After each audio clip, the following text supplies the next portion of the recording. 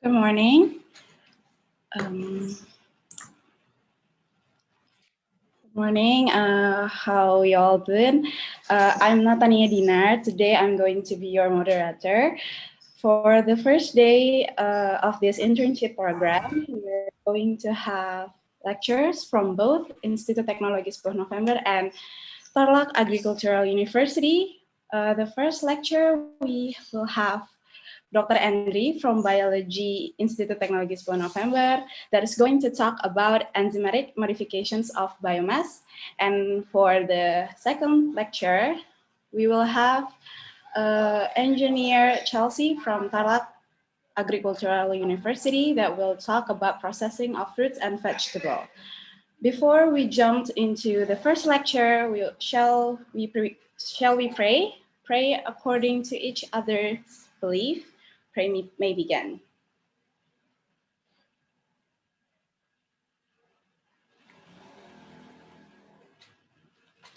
Now, as you can all see, Dr. Andre already here. I would like to say thank you for the opportunity that Dr. Andre can join us now. Okay, now I'm going to read his CV. Okay, Dr. Tek Andri Nugroho Prasetyo MT. For his academic career, he was going to US University of Technology in Austria for doctorate degree in 2012, master degree in Institut Teknologi 10 November in 2000, and undergraduate degree in Institut Teknologi Bandung in 1998. And for the employment, he is as an associate professor in Institut Teknologi 10 November from 2000 until now. For his research and development projects over the last 5 years, here he has a development of the seaweed industry on the small islands on Pattern Sumeneb through the biotechnology approach of plant breeding, development of Moringa oleifera plants industry as a new alternative source of germplasm in Pattern Small Island, Sumeneb. Development of technology to accelerate plant breeding and cultivations of quality tobacco and horticulture, PT Gudang Garam, development of enzymatic-based antioxidant regeneration system as a chronic wound healing agent. And then we had here is development studies of natural antibiotics based on inhibitions and of peptidoglycan synthesis of pathogens, bacterial infections of Vibrio alginolyticus that cause ice disease in Kappa ficus alvarezi, seaweed seedings in aquaculture, utilizations of urine waste from different sources as substrates for enzymatic reactions for natural concentrate formations, detections of RPOB genes mutations in Mycobacterium tuberculosis as an evaluations of resistance level in rifampicin antibiotics. Lacase enzymatic modification as an alternative to post-harvest technology of cocoa beans, productions, purifications, and characterizations of cellulase enzymes of Trichoderma viridis mold and its applications in its local cotton scorings. And the last one is analysis of industrial Moringa and Moringa oleifera leaf production standard as initial reference for organic and food certification Sumeneb Bapeda Sumeneb.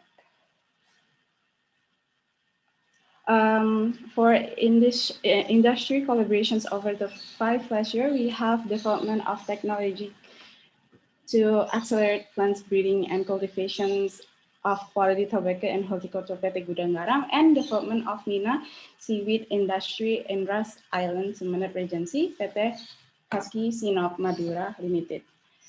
Okay. Okay, for Dr. Andy, you may start the lecture. Thank you, Miss Dinar. Miss Dinar was my student. I think you're doing your study now. You hear, Dina? Yes, sir. Since I've never seen your it's okay. Good morning for everybody. My name is Andre. I'm a lecturer here. I'm academic staff in ITS. And welcome to our other student from other islands or other country from Philippines. Yes. Welcome to, let's say, my class. It's not really class. I'm not going to talk only at this time. Maybe at the end of the lecture, we are going to have such, you can call a group discussion. We are going to divide this class into some break rooms, yes. And we are going to mix you all between the Indonesian and the Filipino, yes.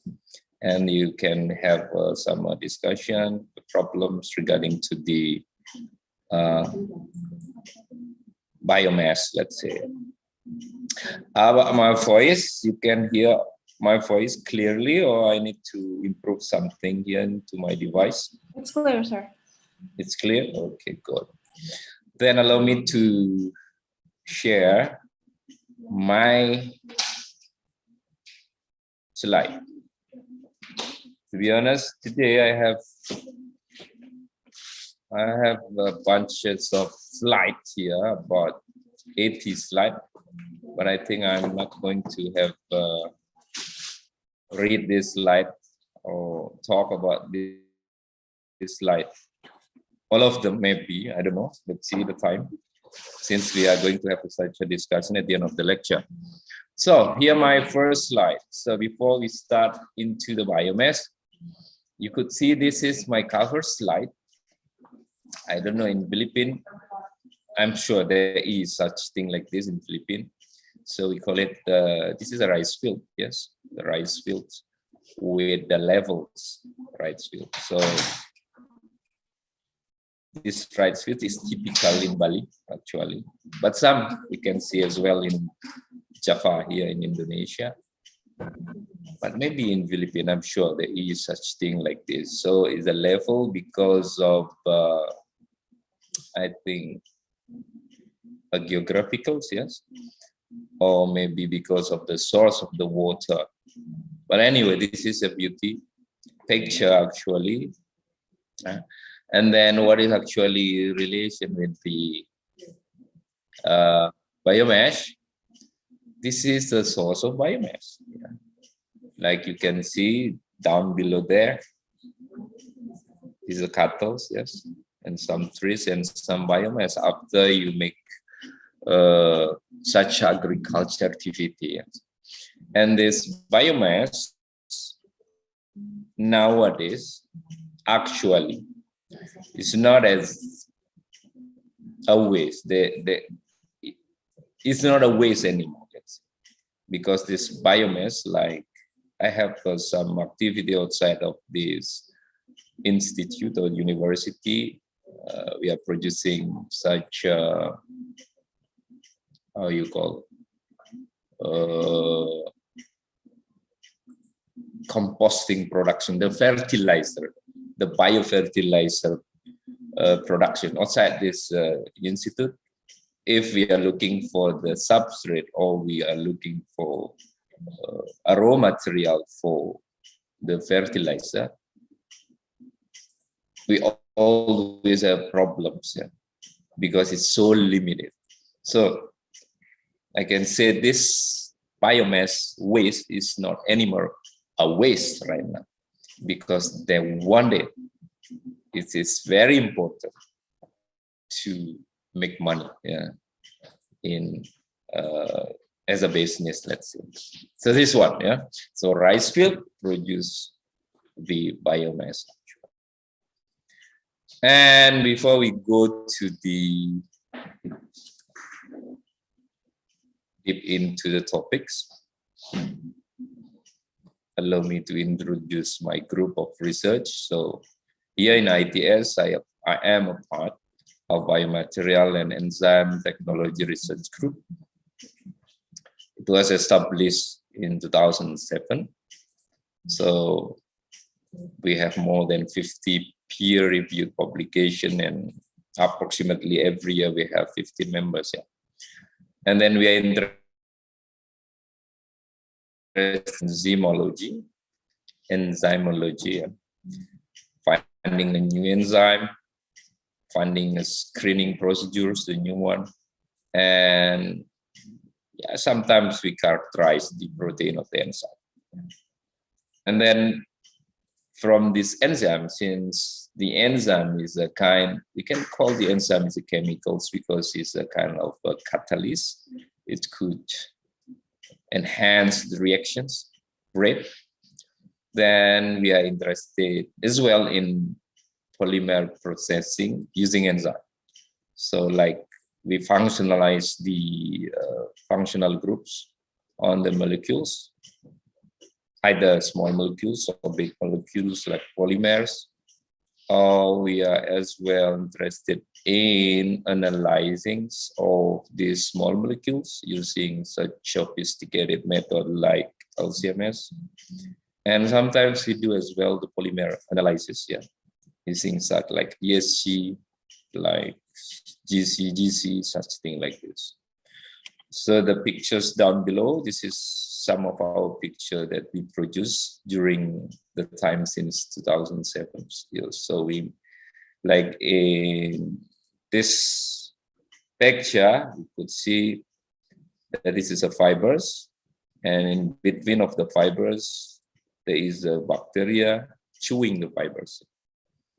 And here is the fiber as well. After we do modification using enzyme, usually if we don't do modification using enzyme, this fiber somehow like spike, yes, and it's going to be uncomfortable to the skin, and then sometimes makes itchy to the skin. Yes.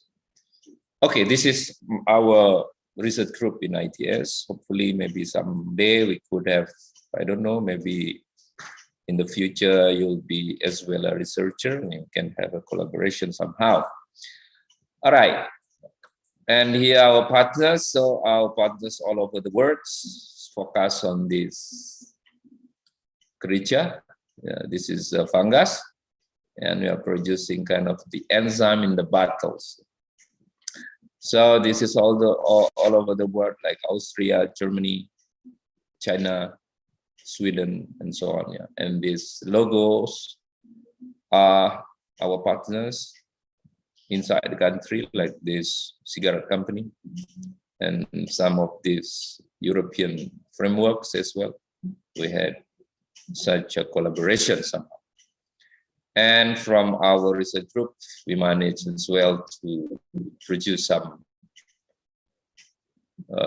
academics levels, like 3 postdocs, yes, 2 PhDs, 10 masters, and maybe now, I don't know, I didn't count actually. In detail, only 45 bachelors we have produced already. Of course, from ITS, and some of these bachelors as well graduated from other departments. And here, if you need my contacts, you can contact me because I'm here at the Department of Biology, Faculty of Science and Data Analytics, Institute Teknologi 10 November. So 10 November is a kind of a day in the past, a hero day, I think, yes. There were a big fight in Surabaya. So then we name our university with 10. 10 means 10. November is November. This is my email. If you need it, you can just simply contact me. All right, so we go to the outline of today. So today, I think it just divided, become 4 parts of discussion, let's say. I'm going to say discussion maybe during my lecture. I gave you a chance to give a question maybe to me if you need to ask something.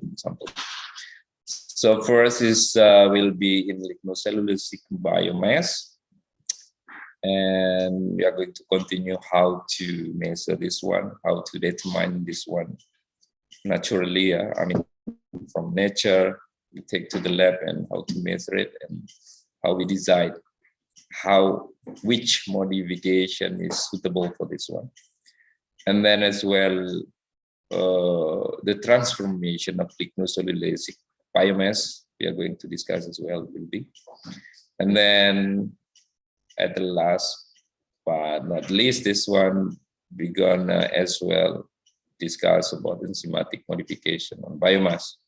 Since I'm really, I've been doing up to now actually modification in biomass, either in small molecules or in the polymers levels, yes, in the big molecules. Okay, here, the biomass. Okay, biomass. What is a biomass actually? In the, how you call this one? In the ordinary people's biomass, like it's a kind of waste actually. Yeah, this is just ordinary people's. Yes. Because of what? Because in a few of these ordinary peoples, the biomass is hard to transport because they're big volumes, a big generations.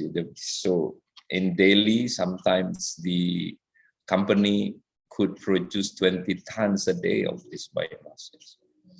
And since the ordinary people classify this one as a waste, then the end use of this biomass is as well difficult. Difficult to convert, become something useful, either by combustion, gasification, or chemical processing. It needs a lot of money to do it. Why it's like that? Because it has difficult properties, let's say. It has low energy. It is hydrophilic. Hydrophilic is they love water. They love water so much. And it takes time to degrade by the nature. And then it's very hard materials. It's very difficult to grind. Becomes smaller particles like this.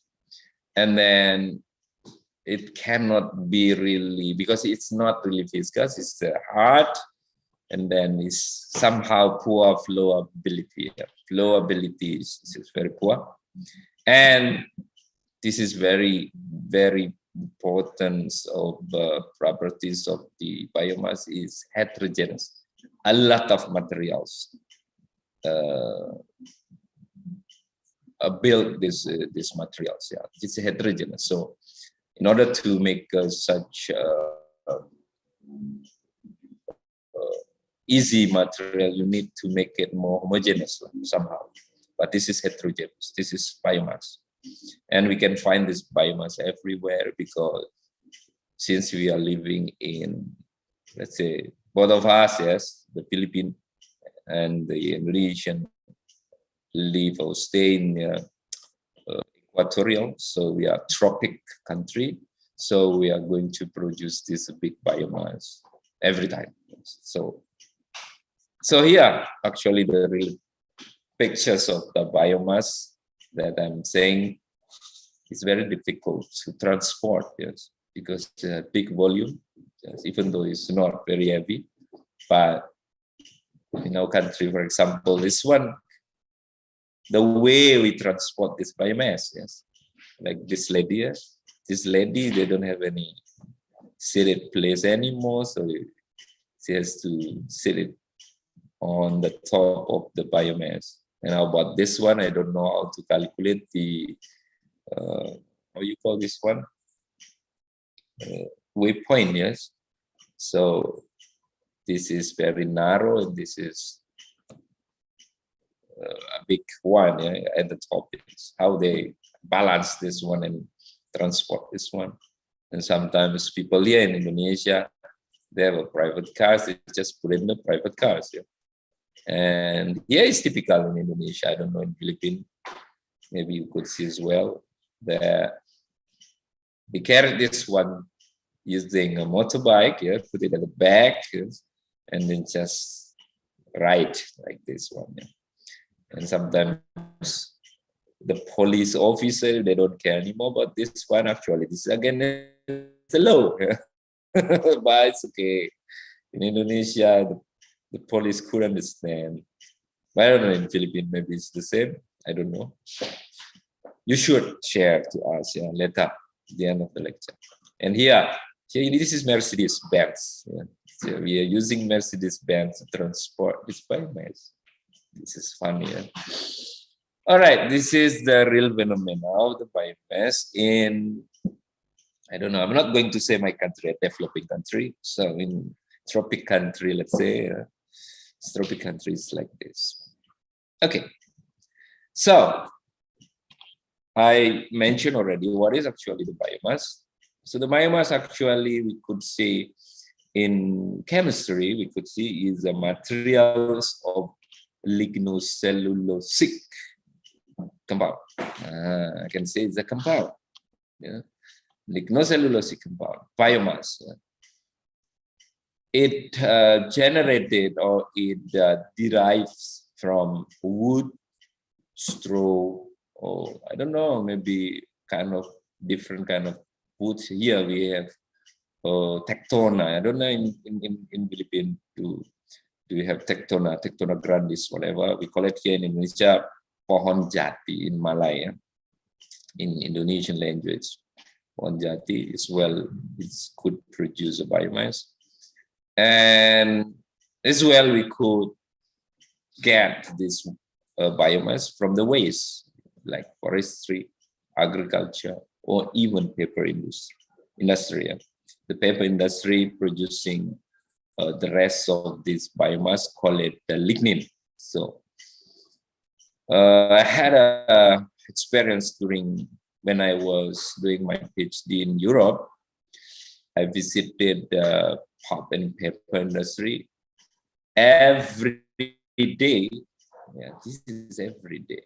They could produce lignin in total 100 tons a day, 100 tons. They're just dumping in the back of the factory. They cannot do anything to this one. They just dump there. Because this lignin, you cannot just simply, in Europe, yes, you cannot just simply throw away this one into into the nature, for example. So you have to keep it until it's somehow stabilized. But this stabilizing, of course, need money.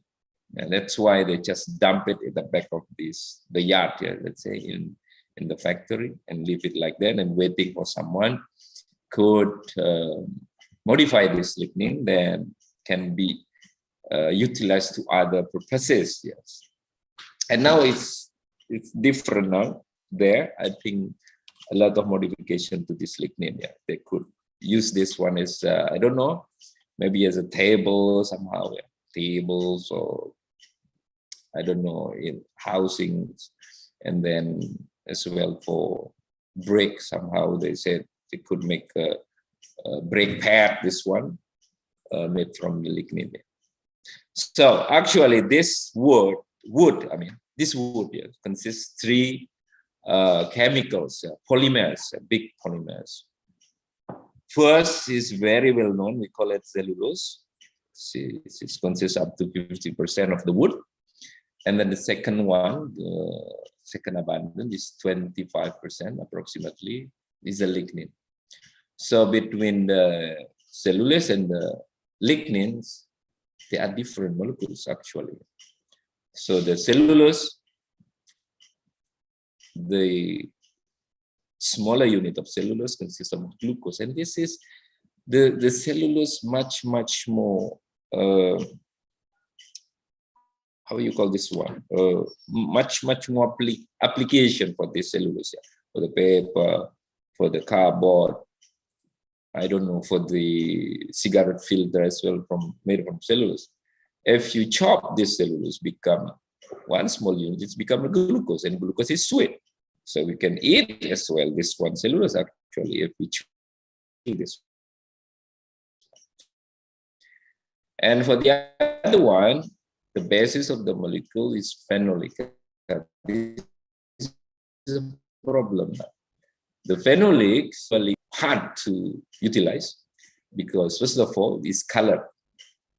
Yeah, it is colored. So since the molecule constructed by aromatic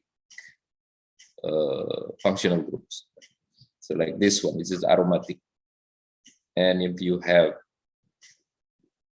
hydroxyl over here, then you could call this molecule as a phenolic material. So this is phenol. And then the phenols, somehow the plant use this phenol as a protection. So like the cellulose, if you chew this one, become one unit, then you can eat. But here, if you chew this one, become one unit, you cannot eat because still toxic. This is a problem. So you can use this one as a food. No. And the other molecules is, we call it hemicellulose. Yeah, it consists up to 32%, the hemicellulose. The hemicellulose is much better than lignin because this is actually as good as glucose, but different sugars, let's say. Consists aldo hexose or aldopentose. Yeah. So this one, like xylose and mannose, is a sugar. Then it's not fit. It's not sweet sugar, but this sugar can be used in producing of ethanol. Actually, some bacteria could utilize this one to produce ethanol. This is actually the summary of the lignocellulosic biomass. That's why it's hard to utilize. It's hard to chop it. It's hard to convert it into other useful materials. So in plant, actually, this is just diagrammatic view of these polymers. We can see that the cellulose really inside of these two big polymers. Yeah. Then the hemicellulose is just kind of envelope of this cellulose. Meanwhile, the lignin is connecting between these two fibers. Yeah. Then you need to remove the lignin first, and the second one you need to remove hemicellulose. And this need really a big energy to do it, because this is a very hard polymers, and the other one hemicellulose. In paper, pulp and paper industry, they remove these two. Yeah. Why? Because if your paper has this lignin or a little bit of hemicellulose, it cannot really stand into the light.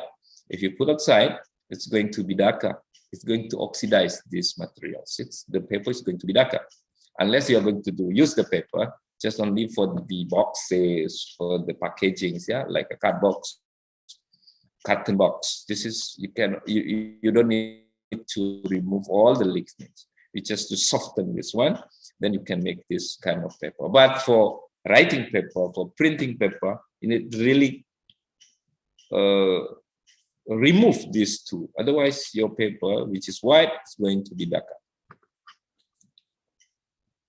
So here, the composition actually between the cellulose, hemicellulose, and the lignin. We could see here the type of lignocellulosic biomass between a different plant, let's say, or different wood, yeah, differs, yeah. Let's say hardwood and softwood, yeah, differs, yeah. And this red actually, I put it which one the high amount of these materials, yeah. For example, hardwood, softwood, bages, sugarcane bages. I don't know in Philippines, do you have this sugarcane bages? I'm not. I think you have it as well. This is just to produce sugars, yeah, table sugars, yeah. And then sorghum, yeah, we have a lot of sorghum as well here. It consists much more cellulose. Then actually we could replace, yeah, theoretically we could replace the hardwood and softwood. Since up to now, the pulp and paper industry, they love to use the hardwood and softwood. This is a big tree, yeah, to produce paper. But actually, we could replace this one, yeah, using sweet sorghum or sugarcane. Could use this one, but They don't want to do it since it's easier, because the technology they started from the past is the technology just to hydrolyze the hardwood and softwood instead of sweet sorghum and sugarcane bagasse. So they don't want to, because if you are going to change your raw material, you are going to redevelop again the factory. This is the problem. It's very expensive. And how about the hemicellulose? Hemicellulose, a lot of hemicellulose in the leaves. Yeah. So if you need to produce hemicellulose, you just harvest the leaf. And how about the lignin? The lignin, almost the same, 20 to 35. This is the highest into the softwood. This is the lignin. So lignins now is very expensive because they know how to deal with these materials.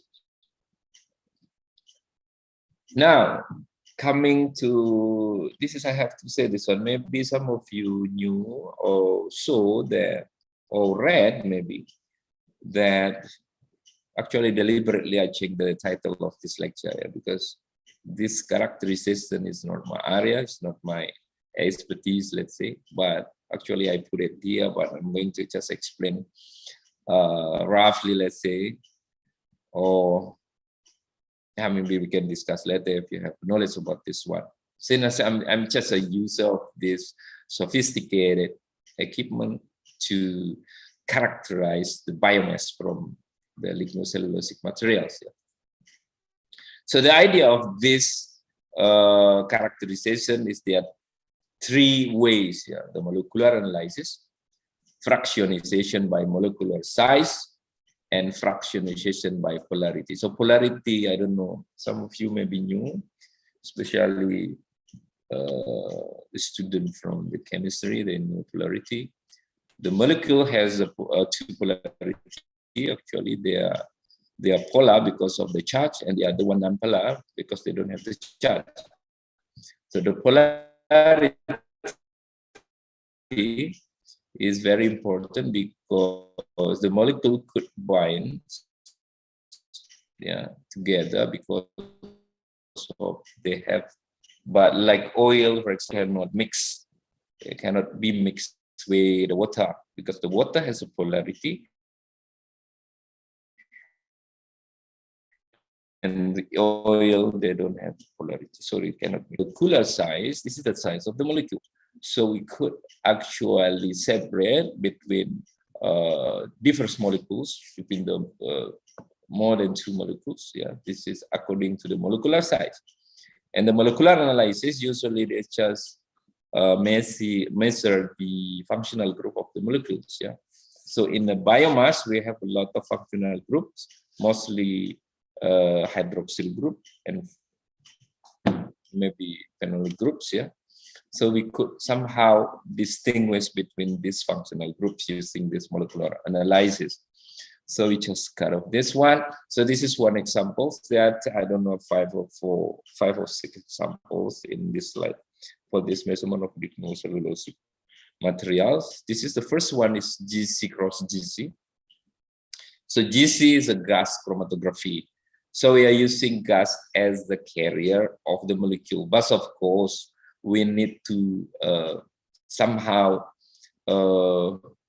hydrolyze the lignocellulosic material before we inject into this equipment. Since this is, we need just small molecules. We have to pass through the columns. There are 2 columns because this is 2-dimensional or B-dimensional, GC cross GC. So there are two columns here. First column, we call it primary column, separate some of easy molecules to be separated, and continue with the secondary column by modulation using a kind of modulators here. And you would see a kind of chromatogram like this. And from this chromatogram, you could see as well the spot instead of the spike. Usually you see in the chromatogram of GC is the spike, but here you could see a spot kind. Then you compare between the molecules in it because they have a library already, such like this. So for example, like this, they are just running into GC cross GC, protobind 1000. This is a lignin. They inject the lignin. Then they could see somehow from the first column and second column, yeah, the spot of functional group, yeah, it's a respective functional group like alkane, naphthene, aromatics, whatever, yeah. And here, could see if we just zoom out, yeah, or zoom in, yeah, zoom in into the chromatogram, we could see really clearly. Here, for example, we could see from this one cyclohexane, or cyclohexane C3, and so on. Yeah, and about this one, we could see as well phenol, 2-ethyl, and 4-methyl, and so on. So the biomass, if after we digest or after we hydrolyze, we inject into GC cross GC, we could see what molecule construct this biomass. This is the character of biomass. Then after this, we know how to deal with this polymers afterwards. And yes, it was the same. So this is from lignin hydroliquefaction. The lignin is a solid. Then we need to liquefy this lignin. Then we could inject into the GC. When we could see, for example, here after 25-hour reaction time, we could see that the phenol content are the highest, since the lignin is a phenol, as I mentioned before. And here some other, one other analysis of this biomass we could use, but we need to make it oil. So the wood, for example, yeah, the wood we just I don't know how to call this one. It's not burning, but you just put it in the oven and up to 200 and until 300 degrees Celsius without any oxygen. We call it pyrolysis. So this is pyrolysis. Then the sum of this material, which is wood, become oil. So this oil we could analyze using such technique like supercritical flip chromatography. So SFC is actually the basis of chromatography. We separate molecules or more into the column, yeah, and then we could see which molecules on the biomass, yeah. And here we are using supercritical fluid. Yeah, what is supercritical fluid? It's written here. Is so in supercritical fluid, you cannot really see between the liquid and the gas phases. So usually in the room temperature, we could see which. Anyway, we cannot see gases, but we could see the liquid. But in supercritical fluid, we cannot really distinguish between which one gases, which one liquid. Yeah, and in this phase, so we could use this one as a carrier to separate the molecules through the column. So this is the idea of supercritical fluid chromatography. It has low, if the molecule has low diffusivity and viscosity, it's really good here, or even it has high density and the solution strength is good. So you can apply this method to characterize the molecules. So here it's written, interesting technique for analysis polar molecules. Yeah, so in lignin, if it has hydroxyl group, OH group, or OH group in English, so it's easy to measure using supercritical fluid chromatography. So here the chromatogram will be, so you see here the UV and MS. So UV usually you monitor it through the absorbance of the molecule after you pass through with the light, polychromatis, and then the MS is your measure molecular weight of the molecule. For example, here they are using several modes like ESI and APSI.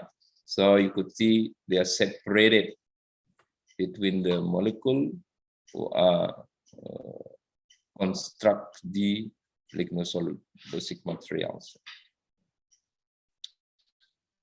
And I think this is the last year for the chromatography methods. This is, we call it SEC. So SEC, the idea of SEC, we separate according to the size of the molecule. That's why it's called size exclusion chromatography. We pass through the molecule through the column, and this column could separate different size of the molecule. So we could see, okay, after we do digestion to the biomass, we could get a fraction, let's say, fraction of the molecules between the big molecule into the low size of the molecules. So, for example, like this, we just cut off. Now, here we could see really low fraction, the fraction below 140 gram per mole, and so on. Yeah. So this is the size of the molecules. This is very important because in order to modify this molecule, actually we need to know which one exposed to the agent that we are going to modify. Smaller molecule is easier to degrade than the big molecules. This is the idea. So it is the same. And okay, it was not the last. So the last is just HPDLC. For HPDLC, this is actually, we could do it in a simple way because the previous methods were really expensive, the equipment. But here is, I think, maybe because of high performance, a little bit expensive. But if we remove high performance and remain with thin layer chromatography, I think thin layer chromatography is very cheap. Yeah, so we can do it. I think in high school they do it already, thin layer chromatography, because it's very cheap. You can use paper, you can use even alum, yeah, alum plate, let's say, and then we separate the molecules through the migration of, so the affinity of the molecule of the, from to the solvent. So if they like solvent, they're going to migrate faster. But if they love this is the solid phase. Yeah, the solid phase is like this one. They love the solid phase, so they remain slower, yeah, migrating. So they just separate according the different speed of migrations. So they have as well the way how to measure the polarity of the molecules. So we can have the percentage of polarity in the molecules, because in lignocellulosic we cannot really predict which one polar, which one non-polar. So we just have a fraction of polarity in the molecules. All right, I just stop up to here. Miss Dina, maybe do you have any question for the audience, for the students? Maybe they have question. I just stop here, just a break a little bit, because this one is a transformation of lignocellulosic biomass. We're going to talk about what the technology now, they convert between from the biomass into the energy, biofuels, and so on. Okay, guys, do you have any questions? Any question, maybe? If you don't have any question, it's okay. I just continue. All right, Stephanie. Stevie, go ahead, Stevie. Yes, thank you, Mr. Andy, for the opportunity. Hello, everyone. My name is Stephanie from ITS Biology. I have some question. If we want to make a softwood that contains of high concentration of lignocellulosic, from the letter that I read yesterday, we can do enzymatic hydrolysis. So the biomass of solids, it can increase, but it reduces the volumes. But it increases product concentration. So we can make this softwood. My question is how to prevent inhibitors such as pseudolignin in the enzymatic conversion of lignocellulosic. That's my question. Thank you. Sorry. Can you just repeat the last word that you said? How how to prevent Prevent. inhibitors. Yeah, How to prevent the inhibitors such as cytolectin in the enzymatic conversion. So you just mentioned that the softwood could hydrolyze by the enzyme. Am I correct? Is it right or no? No. Am I correct? Your statement like that? Yes. Okay. Is it? This is a question as well, then, Stevie, right? This is your question as well. Is it possible to hydrolyze the softwood material using enzyme? Okay. So I'm going to answer one by one. So actually, you cannot use directly from the enzyme to the wood. The wood is so hard. This is a problem. In order the enzyme could work to this one, need long time, like a month, for example.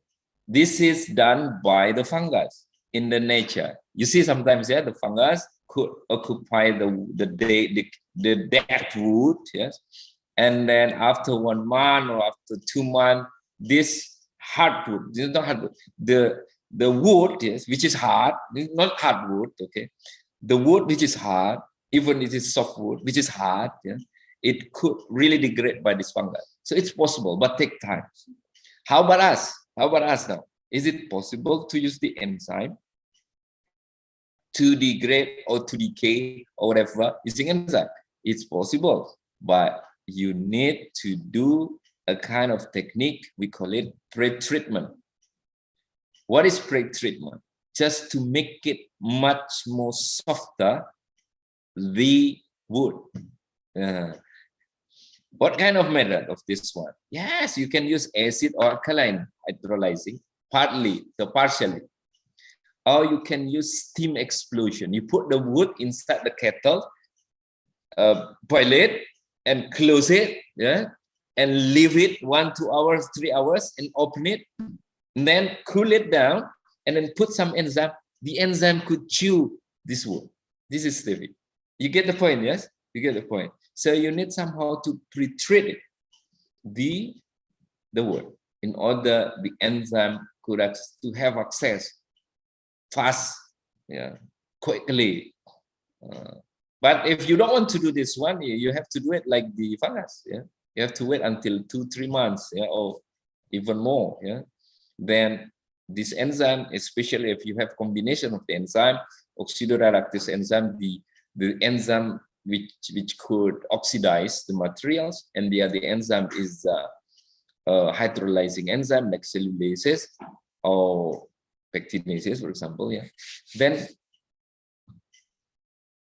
but wait until 5 months. Okay, this is first question, I think, and the second one, I didn't get it.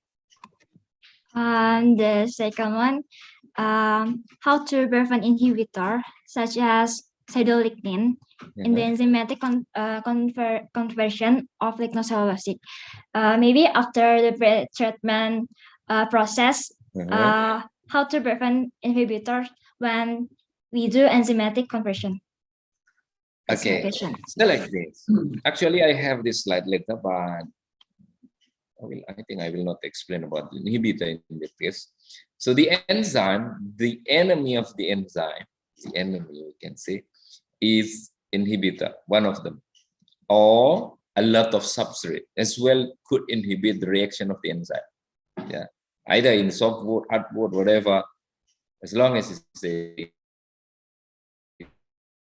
that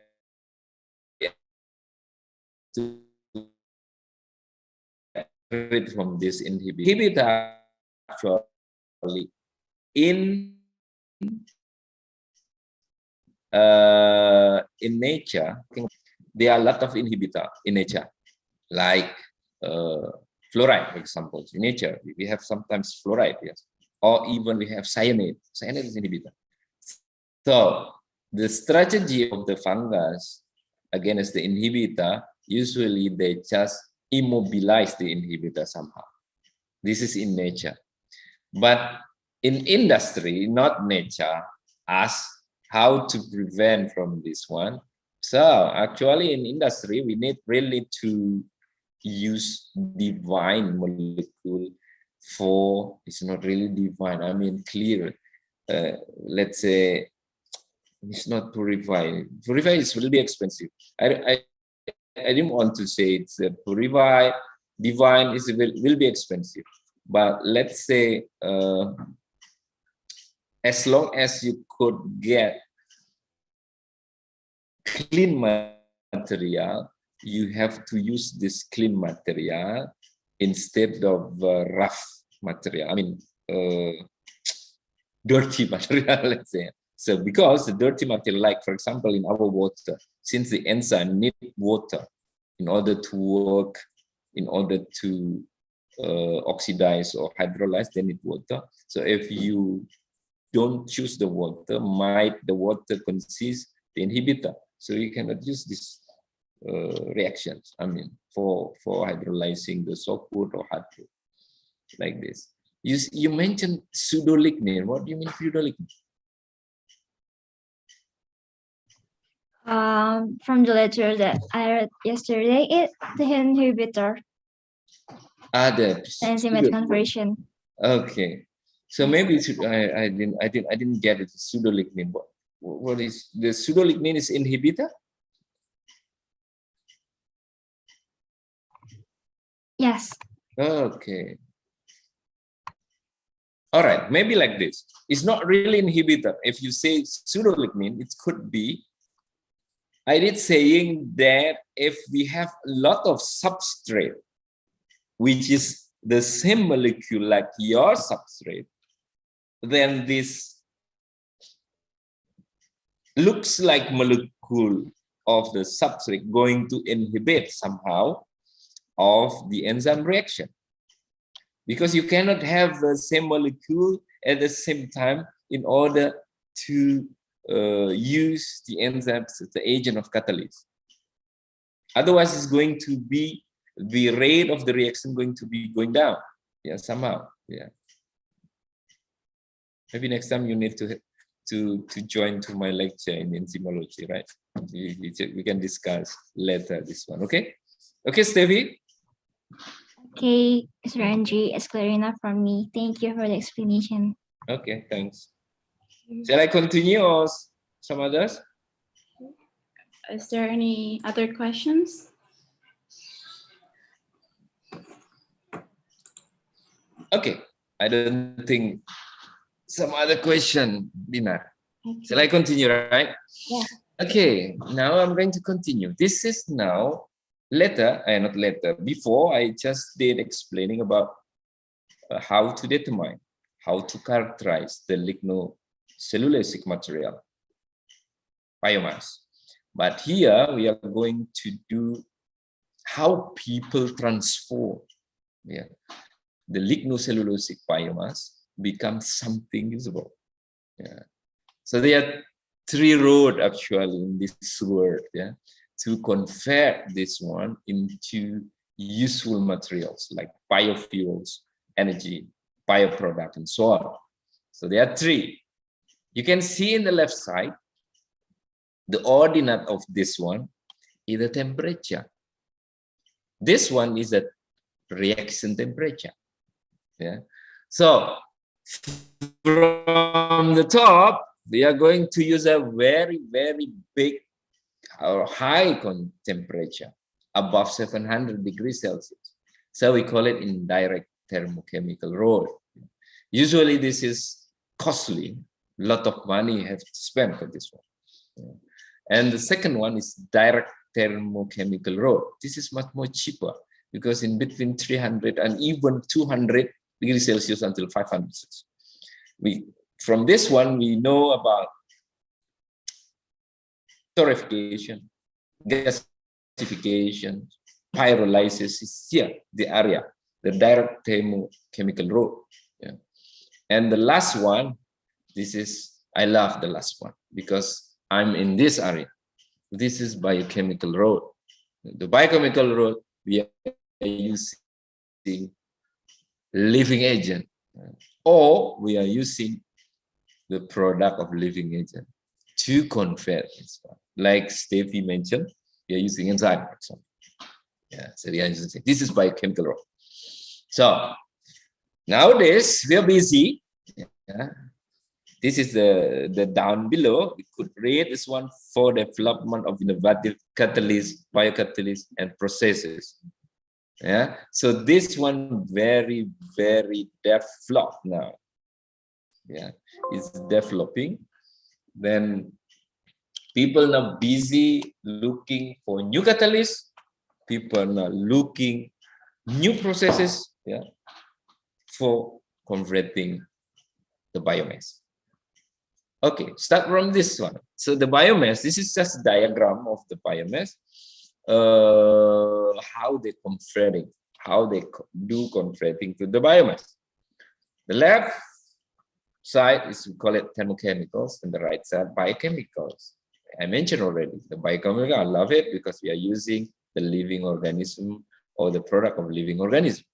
So the thermochemicals, this, oh, you got this one. The brown, yeah, the brown one, this is indirect one. So you need really high temperature to digest this one using combustion, like you burn it, yeah, but in very high temperature, and they only produce heat because it's just vapor, everything. Yeah? It produces. This is very expensive methods. And this one now, the second one, the purple one. This is the indirect one. Hey, sorry, Siri. The direct one. The previous one is indirect one. So here is the direct one. What do? They do gasification and pyrolysis. The difference between the gasification and pyrolysis is the oxygen. The gasification, you have to have oxygen in it. But the pyrolysis, you need to remove the oxygen. Otherwise, the thing inside going to get burned easily. Then you won't get 3 types of materials, which is liquid, one of them. Yeah.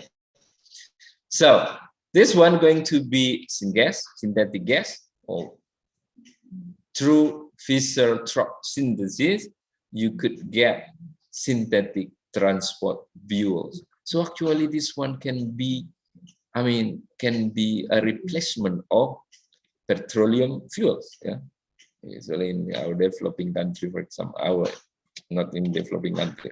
Indonesia is not developing country. In some, not yet. How you call this one? Not yet the high-tech country. They wanted to find new source, yes, of the fuels. So actually, this is a good source of us because we have a lot of agriculture waste. Yeah. So and then it's written down there if you wanted to know what is actually Fischer-Tropsch. Yeah, it's just like you convert a mixture of carbon monoxide and hydrogen and become liquid hydrocarbon. Yeah, and then you could use this one, the liquid, because it's very fine. Then you can put in your vehicles, yeah, in your motorbike. Yes, it's easy like this. It's Fischer-Tropsch. And the pyrolysis, you get directly liquids, yeah? And you can use that liquid as transport fuels. But the problem of this liquid is not really fine. It's the diesel. Yeah, the pyrolysis or liquefaction get diesels, not like gasification. You get wine molecules, wine fuels like benzene, for example. Yeah, like benzene, like I don't know, now people using 98 octane. Yeah, you can replace this one using synthetic transfer fuel in this case. And the other one is biochemical roads. The biochemical roads you can use two: the extraction and hydrolysis. Yeah.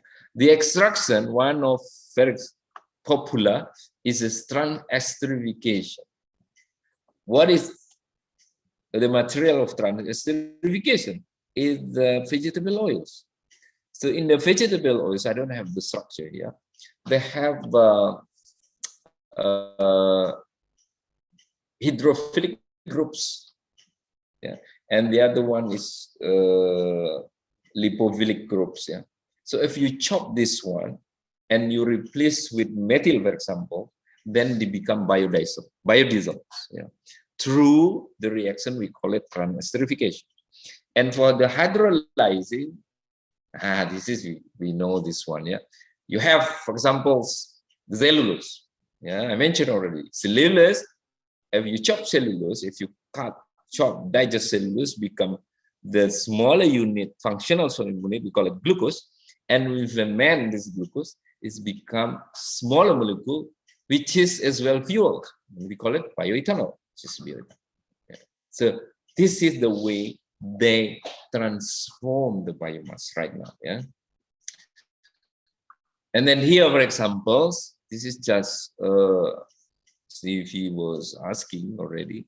So all of this one somehow, yeah, we need to pre-treat, yeah, at the beginning. Otherwise, really, we cannot do anything. Yeah, we need to really pre-treat this one to make it softer, the biomass.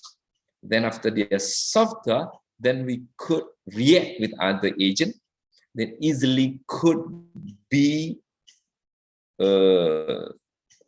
other molecules, which is much more useful. Yeah, like here, combustion. Combustion, even the combustion, you need a pre-treat like crushing, drying, or acid hydrolyzing or alkaline hydrolyzing. Yeah. Afterwards, after pre-treat the biomass, you could apply with the oxygen, this one, 800 Celsius degrees. And then you get heat and power only. But here you get 600 to 1,300. With oxygen gasification, you get fuel directly. And pyrolysis, as I mentioned, you get the three, the gas, the liquid, actually, and then the third one is the solid. The solid, we call it biochar. It's a fortunate I had an experience with biochar. I had a project 3 or 4 years ago dealing with biochar, because the biochar, in Indonesia, the biochar, they use it to soil conditioner, soil, to make it soil more suitable for the plants. Yeah. And partly they have that bio oils, gasification, you get fuel gas, and this one you could directly liquefy. This one you get bio oil as well. Yeah. Okay. Here it's written upgrading.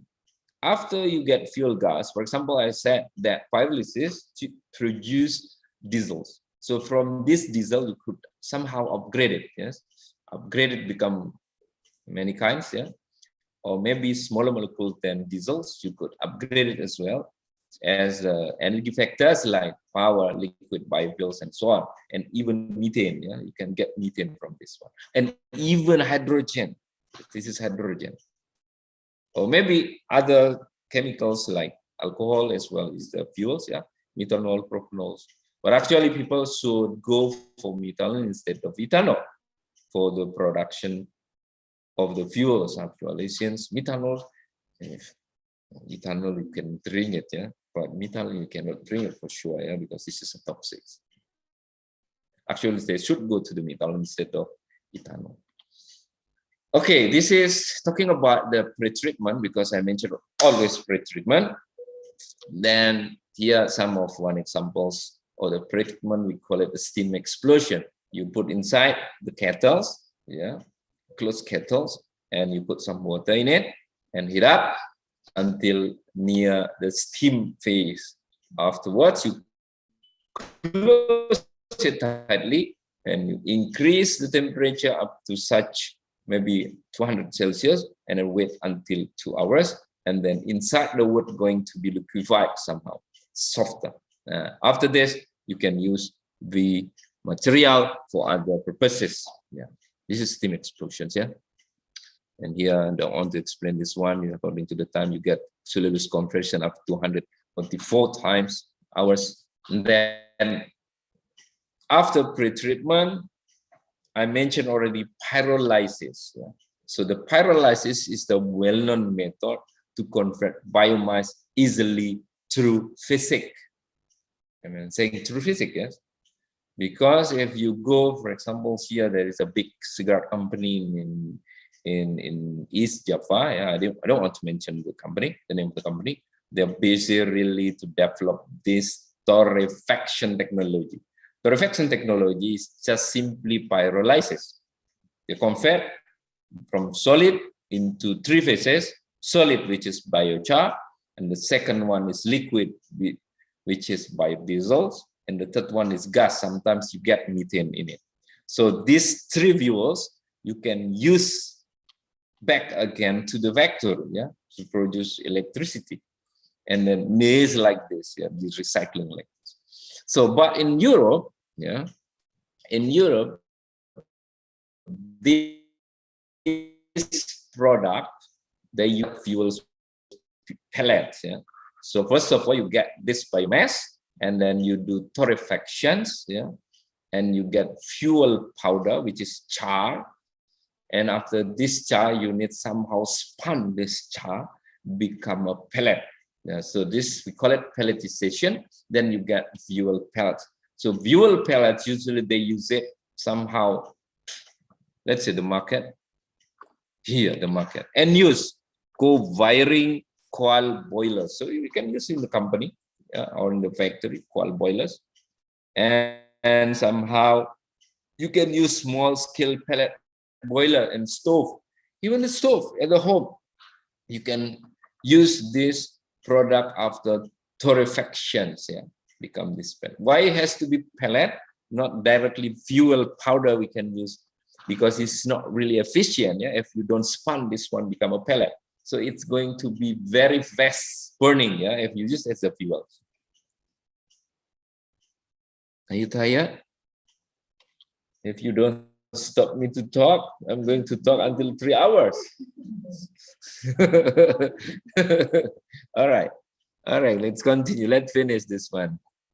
Okay, this one actually the mass balance and energy balance to the torrefactions. So you get 1.3 energy densifications, yeah, after you get the pellets, yeah. So 1.3, this is really a lot of energy converting, let's say. And then this market is just this one. This is the technology, the reactor, yeah. Actually, I saw one reactor, two reactor actually, but the other one is gasification. The gasification, you need oxygen, yeah. You need somehow torch, yeah, or igniting materials to do this one. But the torrefaction, you just heat up, like you have oven, but the oven has to be until 400 Celsius. But normal oven usually only, I don't know, 100 degrees Celsius or 90 degrees Celsius. But this one is still. So you put your material biomass in it and burn it. Types of materials, the liquid, the gas, and the other one, the solid, which is biochar. So this one, the provides of these technology, yeah? But most of them, they use a screw conveyor reactor like this one, yeah? So because it can keep really small space, let's say, and easy to handle. Yeah, the screw conveyor, you put the thing inside here and it's going to this one, flowing this one, and this is very hot. Yeah, it's going to be hot here, and you get the char down there, and you get the gas up here, and somehow here you have the outlet as well for the liquid. All right. Okay, this one, the design, as I mentioned, yes, we have the biomass. Don't forget to pre-drying, because this kind of equipment, they hate water.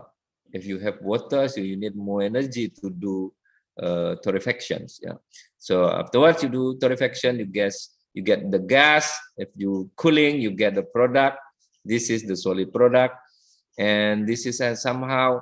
Actually, you have this is after the cooling.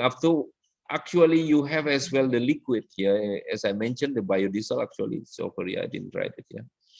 So, and this heat from here, or even the gas, yeah, the combustion here, you can use it for pre-drying. So somehow it's a recycling system. So it's a very efficient system to utilize the biomass actually. But this one is really for the big company because it's very expensive, as I remember in rupiah.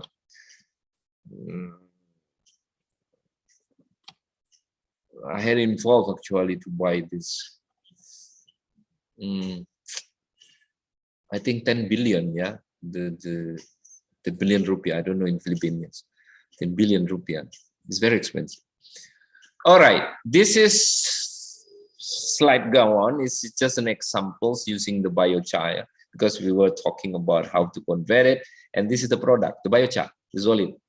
So why this is very important? Actually, it's happening now in Indonesia, in Java, for example. Is like a cigarette company, they could produce biomass 20 tons per day. So this biomass coming from the leaves of the tobacco and the stem of the tobacco as well. And then somehow from the cloves, yeah, the broken clove, they have a lot of broken clove. So approximately a daily, they could produce 20 tons for the biomass. And this is very problematic for those people, especially for those who still has, have a small company, yeah, then they cannot really convert, they just dump it in the back of the yard. Yeah. And then this idea, actually, the biochar can be used as fertilizer, yeah. Since the high demand of synthetic fertilizer is very expensive now, then in Indonesia, for example, they use it to condemn, yeah, or to how you call this one, just to make more porous. No, not porous, sorry, not more porous, more water storage, yeah. So most of Indonesian soil, maybe in Philippines as well, especially in the so they cannot really retain water.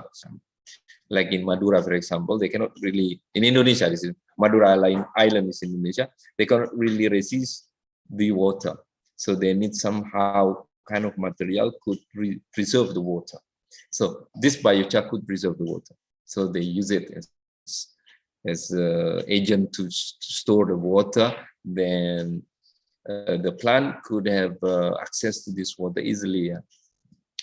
And then as well, in Indonesia, this one, no Indonesian standard of biochar as well. So we don't have a biochar standard right now. I don't know. Maybe they have it now. But as I remember, they don't have it. So we can use this biochar as, it's just char, yeah. It's not really going to, I don't know, break the nature, yeah. This is just a char. And then this is the thing that I was talking about. So this one, actually, I ordered this one for such a company in Indonesia. So it's cost 10 billion, I think, as I remember. Actually, they bought this one in France. Yeah, they call it ETIA. It's pyrolysis process using screw. Yeah, screw pyrolysis. They have this one, the liquid here, the char over here, the char over here, the liquid over here, and the gas over here.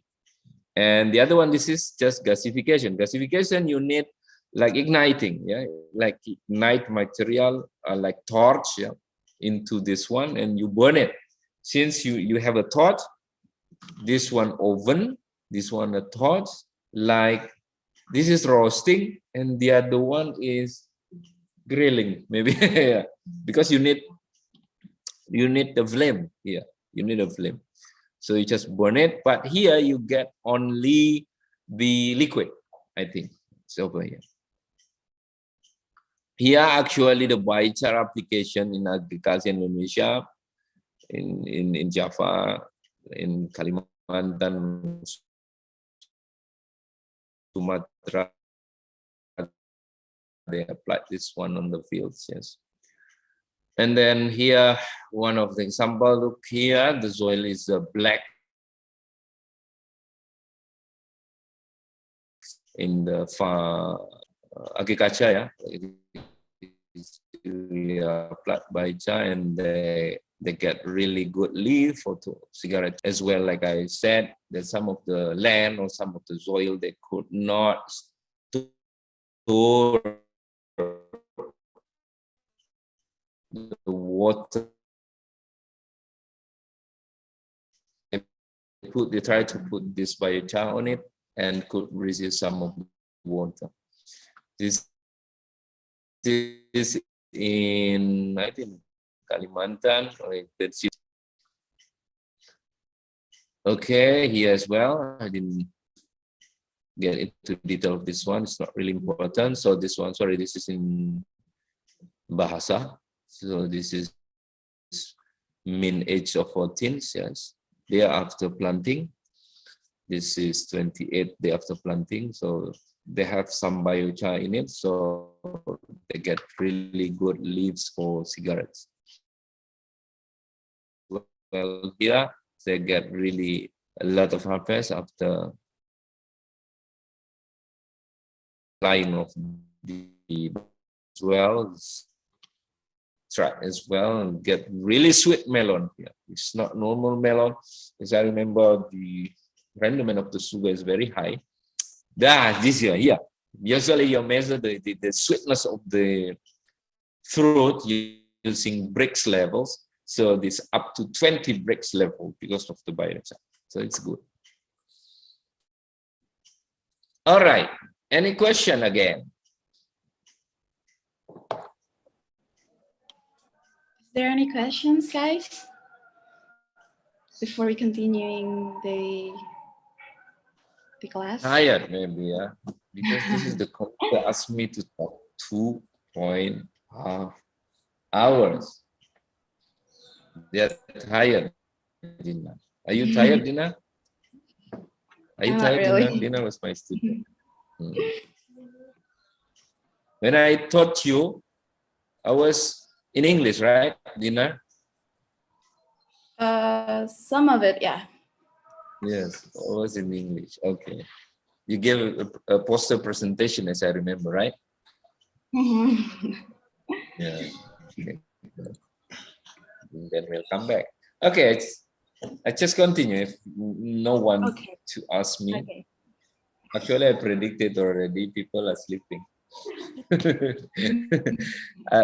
I predicted already. The students are sleeping, listening my lecture. It's okay. It's okay. All right. Now coming to the thing that I love so much. Coming to this one is we call it the enzyme technology. The enzyme inside technology for biomass purification. So actually we discussed already when Stevie asking one question about the enzyme. So instead of using other living materials like microbes, yeah, we could as well use the product of microbes like the enzyme. And a good thing about using enzyme that we don't care about that the enzyme still working on our system. This is the thing. That's why it called we deliberately produce this enzyme according to our purpose. So we are deliberately doing it, not naturally. So this is tailor-made enzyme. So it's designed and adapted to the process, of course. If we have it. And of course, don't forget, we need to try working on biomass at the low production cost. This is very important because up to now, it's hard to find cheap enzyme. Yeah. And even in Indonesia, I don't know up to now, there are nothing like enzyme company or enzyme factory in Indonesia. I don't know in Philippines, maybe there is some of company producing enzyme. Maybe you should share. And then other things. The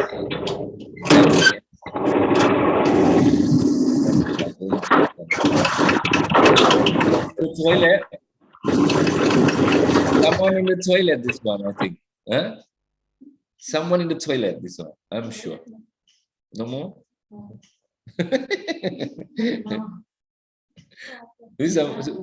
No? Me in the toilet? No. No, I had just something sounding, the sound from the toilet. That's why I was just stopping my lecture. All right. Now, somehow to the enzyme, you need a kind, because the enzyme cannot really convert, it's hard actually, yeah, and it's not efficient anymore. You need organisms, but this organism is special.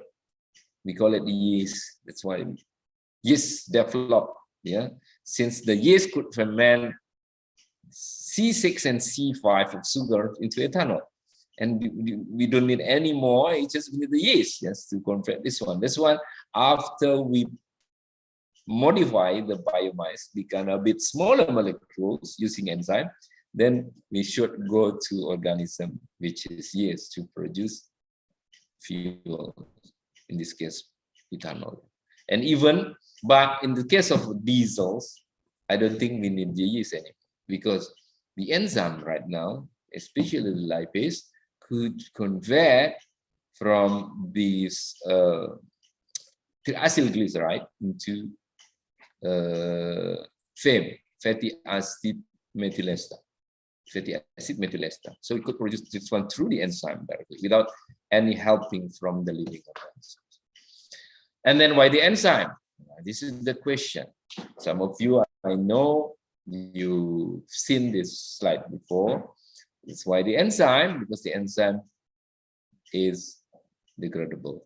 This is, I just put the third one, the third reason into the top reason, because it's biodegradable. And the second one is a specific. So efficiency of the reaction, it's not questionable anymore. It's good. Yeah. And the most important thing as well is avoid hazard chemicals. And how reduce the reaction rate, or how they speed the reactions? Actually, in the chemical reaction, it has free energy to produce reactant, to produce raw product. And then this energy, we call it initial energy, or free energy activation, or activation energy. So somehow the enzyme could reduce this energy because of their specificity.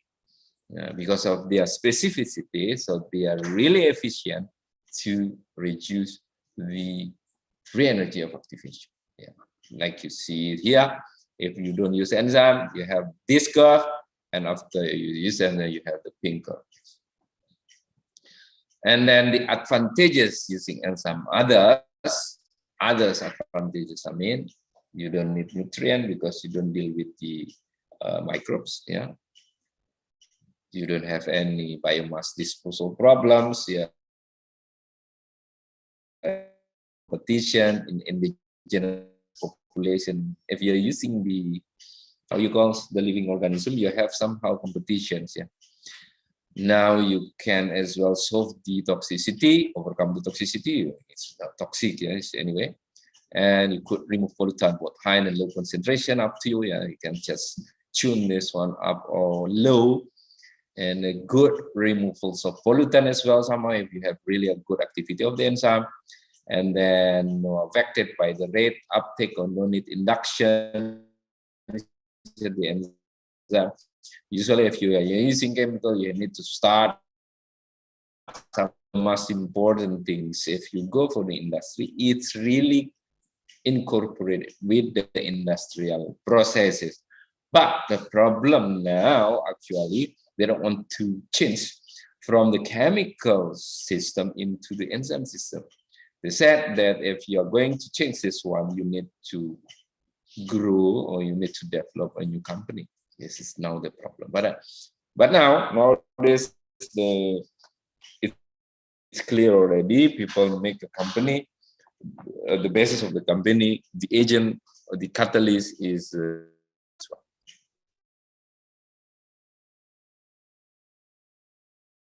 The 20 is going up from 25 2005, yeah.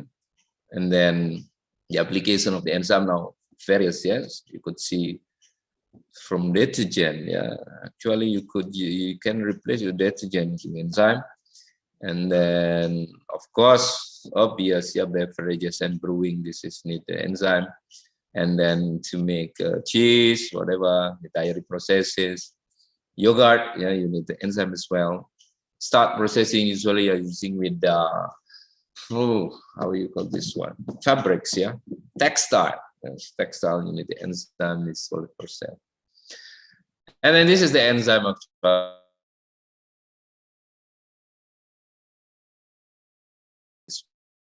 cartoon. This cartoon made by the computer through the X-ray diffractions, yeah. So the enzyme, the most important thing of the enzyme is the active site inside of the enzyme. So the active site is very important because the active site consists of substrate could react or to convert or to, I don't know, up to the work of the enzyme. So you need the substrate like this one, the substrate to stick to the active site and the reaction begin. And you have as well protein helix. So protein, the enzyme proteins, the helix somehow, the structure is tertiary structure, yeah, for the enzyme. You have 2 domains or 3 domains of the protein. Then this one, the importance of the enzyme play in therapeutic, diagnosis, metabolism, biochemicals, and then somehow you could understand the disease of this for people because of the concentration of the enzyme inside their blood. So if you have low level of such the enzyme in the blood, you can conclude that this guy having problem with this disease, whatever. And then enzyme as well can be used as therapeutical, like in digestive and digestive enzyme, like me, for example. I had a problem, but maybe now I have still a problem. I have problem with the milk. If I drink the milk, I have problem. I have to go to the toilet. Yeah, because I don't know, somehow if I drink milk, just a glass of milk, then a lot of gases in my stomach, including my intestine. Yeah. This is a problem. Then the enzyme is the therapeutic material for this problem. We call it lactase. Yeah, because I have problem with the lactose. The milk consists sugar lactose, right? And then this lactose, I can't really digest this lactose inside my stomach, or not stomach, in intestine. And then who is going to digest this one? The microbes. And the microbes produce gases, and my stomach going to be, yes, like balloon, yeah, going to be like that. And I have problem with the absorption of the water, and then get diarrhea. That's why I need this kind of enzyme. I just consume this enzyme long before, not now, because I don't drink it milk anymore right now. It's not really important to drink milk right now. Yeah, this is just for baby. And then before I drink milk or I eat ice cream, so I need to consume these drugs, yeah, lactase. It will be okay afterwards. This is the enzyme as therapeutical. Okay, and then what is this enzyme? Okay, this is the enzyme as biological catalyst. The red, the reaction is lowering because of the enzyme, and then there's no alter reaction, no alter and consumed during reaction, so you can get your enzyme after the reaction, so it's repeatable. But the problem, how to separate between the product and the enzyme, this is the problem. Yeah? So you need somehow the technique to do this one using immobilizations. It's reusable, let's say. Active site, already I mentioned the area of the enzyme that really is very important, where the substrate attached to the protein or the enzyme. So then the enzyme is large protein. So you have, if you have really narrow molecules, I mean your position of the molecule inside the polymer, so you cannot use the enzyme actually because the enzyme is big. So you need others. For example, like lactase, you need kind of mediators. Then this mediator could get into the hidden, yes. hidden area of the target of your molecules. So the active site like this, so you have such a groove like this somehow. Yeah, this is your substrate, and then after it's attached to the active site, then enzyme separate these two molecules, become two products. Yeah, and the substrate has I mean, this is already done there. Then this is now the mode of the reaction. There are two actually. Yeah, there are two lock and the key models. Then lock and the key models the consequences of this lock and the key model, you have only one substrate, one enzyme. This is a problem. Yeah, but actually this one now there is enzyme that really could fix into variety of the substrate like this induced fit models. Yeah, this model, you have the active site, the shape of the active site like that, and your substrate like this, and then it somehow could flex. Yeah,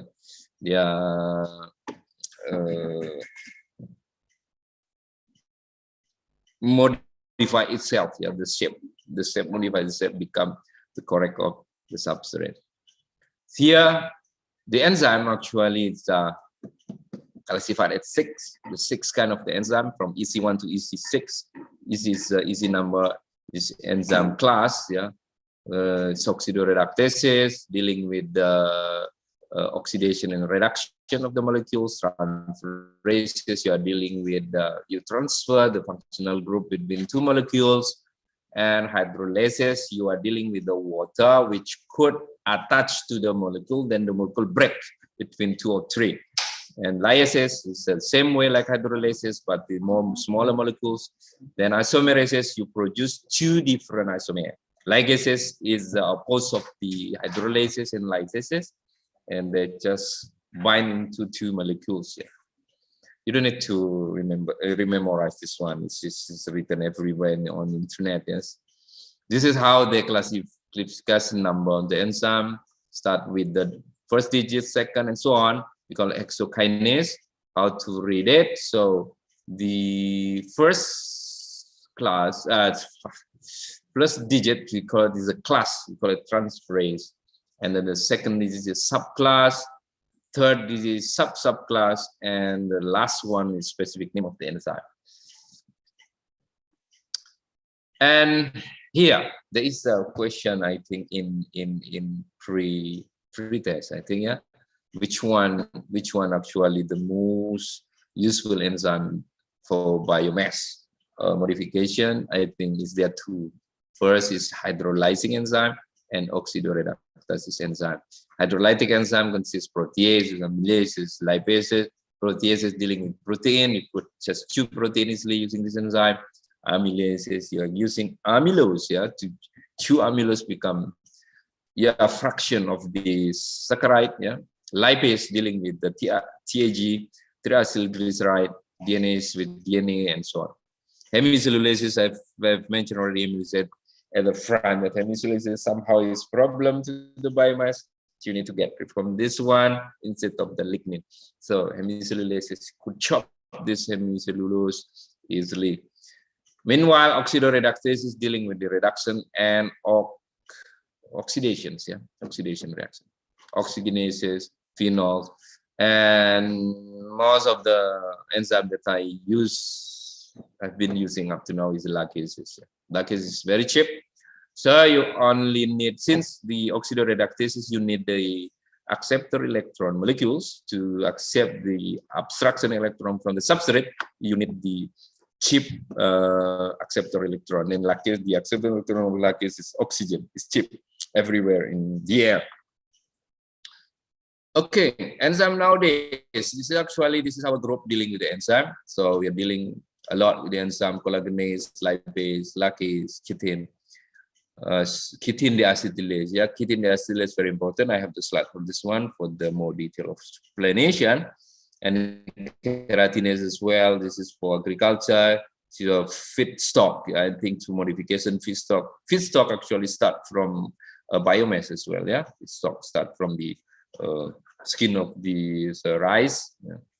And then we made it as a feedstock. Here, one examples of the biomass. Actually, this project done by one of my students from China. Yeah. So this lady from China came to my lab at the time. Then she explained about the possibility to use bamboo fibers as a clothes, as a fabrics, as a textile for clothing. Yeah. And then the problem of this one, you know, the bamboo is very hard. You need really to get every fibers. Yeah. To get every fibers, you have problem with the lignin, because the fibers is cellulose, right? Lignin and hemicellulose. So yeah, using enzyme. In this case, the enzyme was pectinase, silanase, and manganese. This is for hemicellulose. So the hemicellulose is very stubborn at the time. So we need to have such a cool molecule, cool enzyme to do this one. Then we get silanase and manganese. At that time, we didn't produce the enzyme, but we bought it from, this is from Sigma, from Malfet, from Novozymes, mostly from Novozymes, I think, yeah, from Denmark. And here, keratinase, I mentioned keratinase. So keratinase actually is biomass as well, is a waste, yeah, from the feathers of the poultry, yeah. So from feather from the birds, from the chickens, whatever. So actually this one can chemically and physically it's hard to be degraded, yeah, because of this sulfate bonds. Yeah, this sulfate bond is very stubborn. So in order to hydrolyze this one, so this protein, yeah, the keratin is protein. So in order to hydrolyze this one, we need a kind of this specific enzyme. We call it keratinase. So keratinase chop this the sulfate bond. So the sulfate bond become thiol. So this thiol then once it becomes thiol, it's easy to be convert into I don't know, maybe feedstock, whatever, yeah. But in this case, I think a feedstock. And here as well, biocatalysis keratin based on waste. So this is actually for cosmetics, yes, hair cosmetics. So you can use keratin just to make it. I don't know if you are going to apply dyes, for example, to your hair. You don't need to do hydrolyzing using acid or alkaline. Just use keratin, yeah? Then you can apply the dyes. So for example, is your human hair. This is a very smooth. After you put the keratin, it's become more curly like this in the surface. This is molecular surface, yeah. And then once you get this one, you can just apply the dyes in it. Then you can really change your hair color, yeah. And then this one this is in Indonesian, but the idea is just this consumption of this chicken, yeah.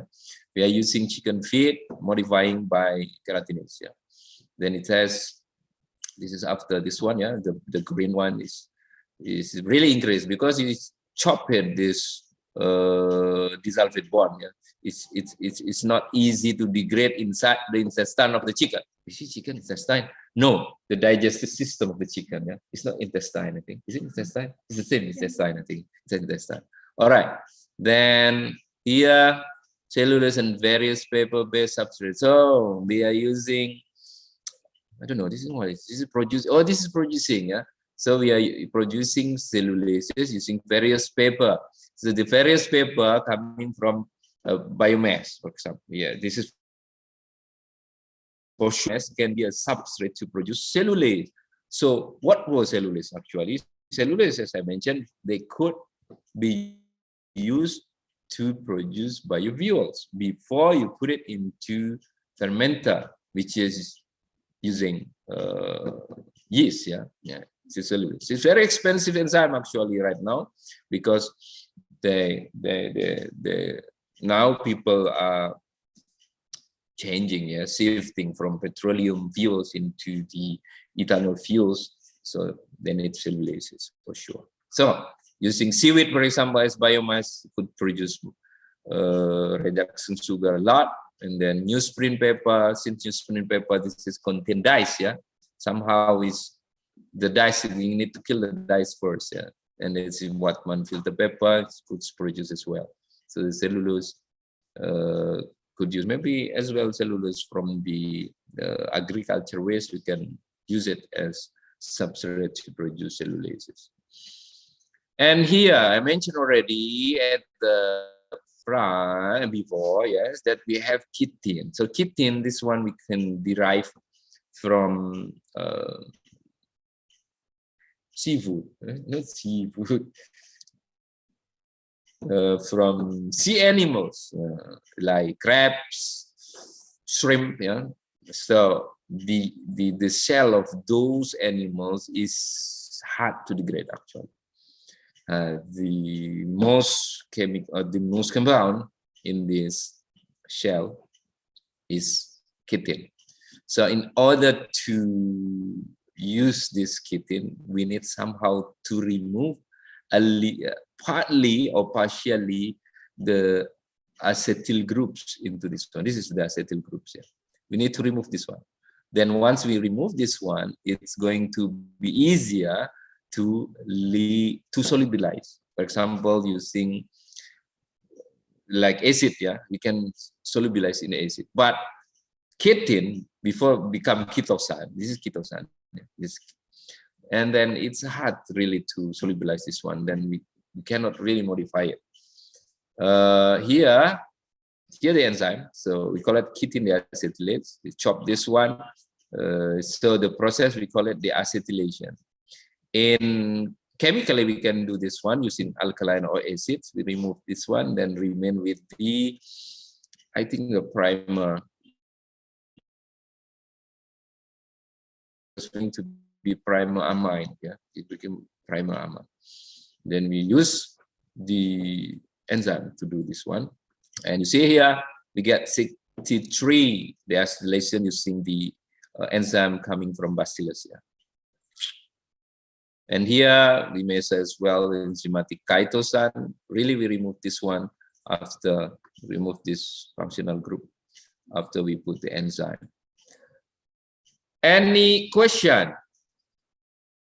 This is 2 hours already. Is there any questions? Should I stop right now? I think we need to stop this one. Okay.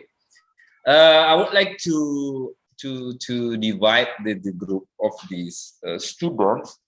The committee needs, I think you need the assistant. How do I call you? The assistants. The assistances need to divide this one to mix between the Indonesian and the Philippine.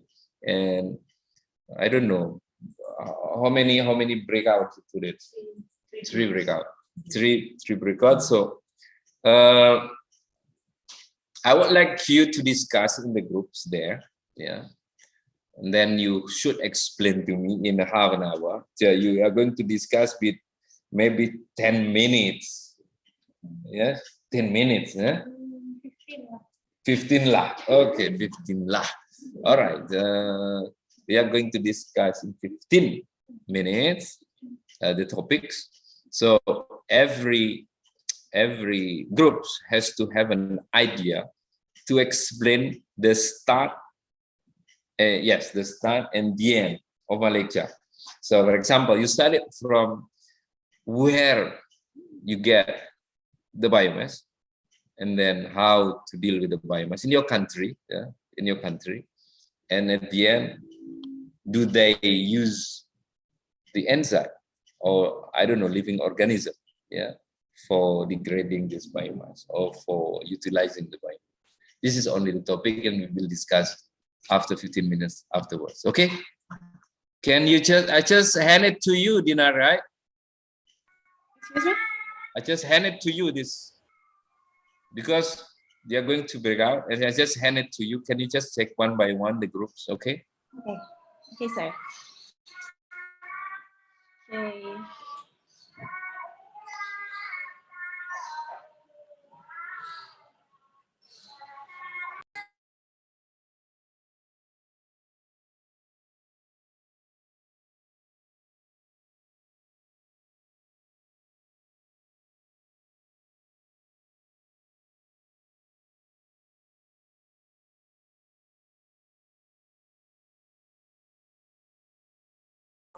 Okay, for the committee, is there going to be a breakout rooms or?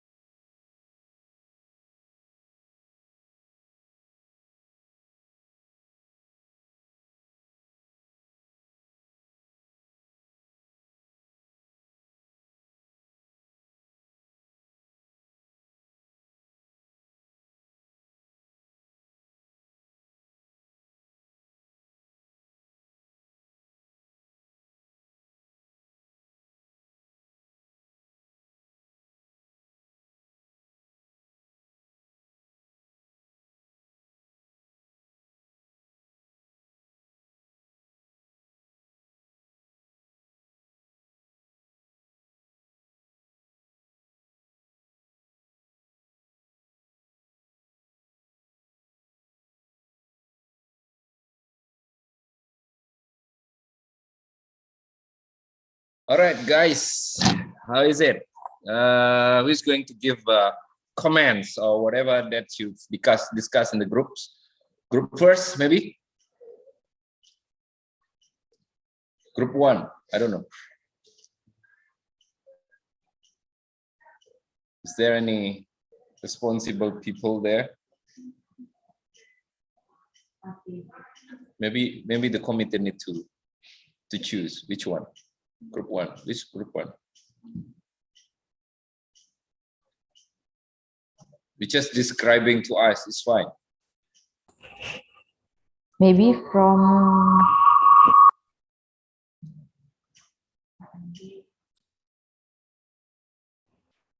from Tarlac student AVG can explain your discussion from group one, please.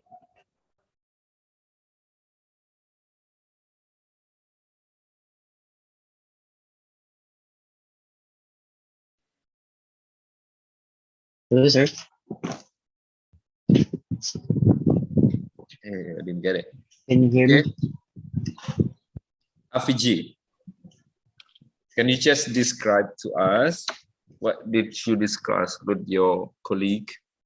What we discussed in our group is the process of making biomass from the agricultural residues like Okay. straws, like residues from grasses and Process, all right. um, sugarcane residues. Mhm. In this process, it is quite difficult or expensive in uh, processing the biomass by Mhm. uh, combustion. It's like combustion, gasification, hydrolysis, and vitrification. All right. By representation of enzymes, it is more efficient. Is it the idea in Philippines or somewhere? Here in the Philippines, we don't usually see large production of biomass, but instead we are using biodigester. Uh, it's just a little digester for Mhm. biomass, and we can produce gases and uh, some of products are biocharcoals used for firewood and Okay. charcoals, and then like CRH or carbonated rice salt All right. for alternative fertilizer po. All So, right. So this program actually in Philippines, it's controlled by the government, or this is just I don't know, maybe self idea from the farmers, from the locals, for example. it's from the local sir because Okay. due to the pandemic we don't usually go Uh-huh. out. Yes sir. Okay, good. So you need really, I mean, like you mentioned biocharcoal, right? Biocharcoal that you just spread it on the soil or something else. You just There's you pellet first or there's proper ratio for it. Sir. okay, all right. And how about your area? Is it the same like our area in Indonesia, for example, in northern part of Indonesia, it's hard to find water? Is it correct? Drinking water, I mean. Here sir, It's dry area.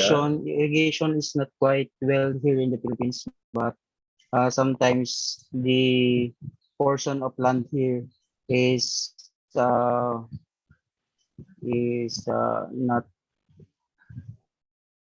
wide for the it is owned by um, many locals there, so that That's why we use people that well set. Okay. All right. Okay. Thank you, IPG. Thanks for your comments. Thanks for your, discussion within the groups. Now maybe we go for the second groups.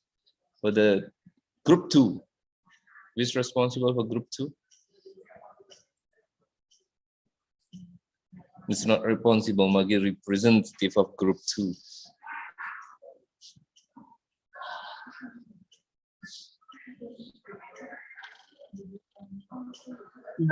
Sir, am I audible? Yep. Go ahead. Okay, Oh, thank you.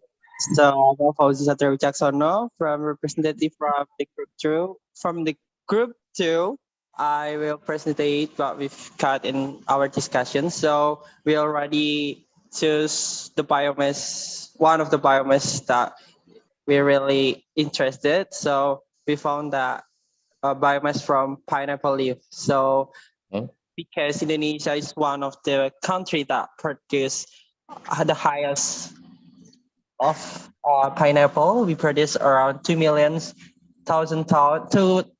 tons in every year. And the main ways of the pineapple is their leaf. And from their leaf, we can know that and several journal or several research, we found that in pineapple leaf contains the enzyme that we call as bromelain, and this enzyme is a mixture of proteolytic enzyme that source from pineapple or Ananas commusus, which consists at least 4 types of cysteine endopeptidase, or in stem bromelain, in the fruit bromelain and ananine, and also in the commusain. And the use of bromelain has been started in 1876, but in Indonesia, in Indonesia or Philippines, we don't even know the bromelain research. There is just a little of bromelain research, so we really interest on that. And the bromelain enzyme can produce by several step by step. In the first, we can use purification from the bromelain. After we have a purification for the bromelain, we can continue to extraction or elucidation maybe. And for the second step, we know that we can isolate the enzyme by its concentrate and the enzyme stabilization, enzyme stabilizer. And the next step is for the clearing or cleaning from for the Purifying. enzyme. Okay, for the last Purifying. step, we can polysing, and after the polysing, we can know that concentration of bromelain enzyme, like pure enzyme from the pineapple with the highest concentration, like that, sir. Thank you, and Okay. maybe I sorry think for that. you've discussed this topic to me long time ago, right? Yes, right. We already discussed about it for like Okay. creativity program. Bromelain. Okay. It's okay. It's no problem. Now, you mentioned about the leaves of pineapples. Yes. Yes. The leaf of pineapples. How Yes, about this biomass? They didn't write anything about this biomass. I think it's very interesting because it's a lot of fibers in it. I'm so sorry, sir. Can you repeat your question? I'm interested in the leaf of pineapples. You mentioned, yes, the leaf of pineapples. Why? Yes, I Why mentioned. didn't you? Why you were not interested in this biomass? As I remember this one, as I know, this leaf of pineapples full of fibers, which is really good. I think there's a lot of carbon in it. So, what do they do this leaf?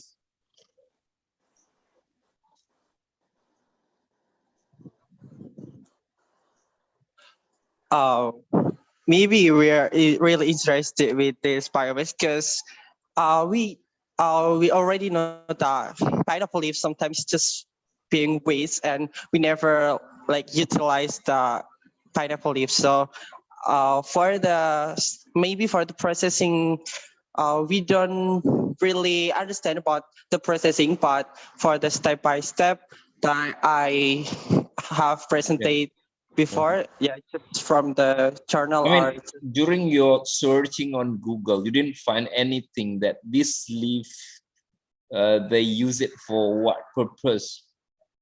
You didn't read it? You didn't notice it? When you are busy looking to the internet about these pineapples, whatever. No, it's okay if you didn't find it. It's fine. It's fine. I was just asking something. It's very interesting because this leaf is very hard. Yes, it's very hard, and I'm sure it's full of fibers. Yes. Okay, Alfauzi, thanks. And then we go for the next groups, the last one, and then we finish for these sessions.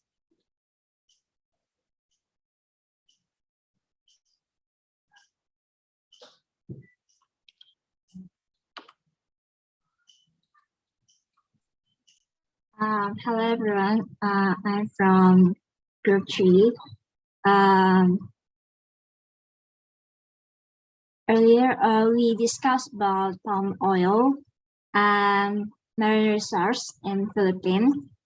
From me as a palm oil, as we know, palm oil industry produces the most consumed vegetable oil worldwide, and the largest producers of crude palm oil are Indonesia and Malaysia, and that we count biomass as a resource of alternative energy production, and the different rate of mass loss and the composition produced can produce many kind of bioethanol production.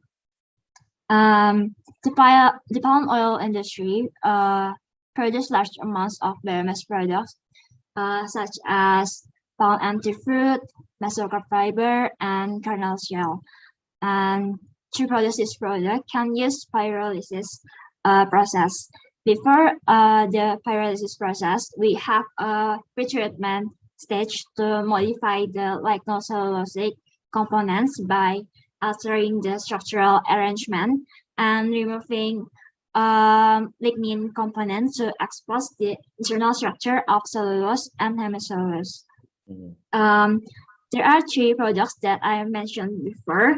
They're empty fruit bunch, mesocarp fiber, and kernel shell. These three products are produced from different stages. Empty fruit bunch is left after separating the fruit from the bunches, and it forms in the largest amount of the three oil palm residues.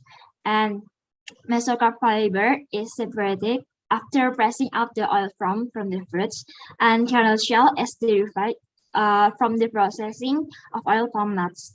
And the most dominant aromatic pyrolysis product from the palm oil was phenol. Okay. From that, the thing that you just read, the information, do they mention about, you mentioned about pyrolysis, yes? So from the pyrolysis, is directly to be ethanol or to be something else?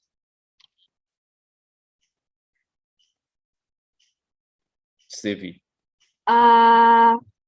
Before pyrolysis, we should do a pre-treatment process.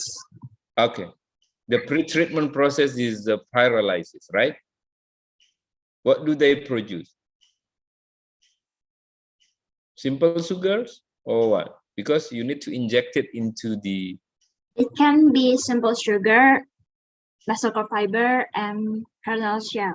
All right. Okay. Very good. Thank you so much. So this is, I think, is the end of our session today. Thank you so much for listening to me for 2.5 hours. It's a long time, I think. I was really motivated, yes. But unfortunately, I cannot see your face because you are not there on your cam. Yeah, but it's okay. Yeah, but next time I think you need to really to open this one, then we know each other. So thank you so much for your attending, and then hopefully we could meet again next time. Then I will hand it to Dinar. So see ya. Thank you. Okay. No, Thank you this for one. the explanation, sir. It's very insightful. I hope our audience here in Zoom meeting gain a lot of insight from this lecture. Okay, committee, what are we going to do for this time? I mean, is there going to be a documentary or something like that?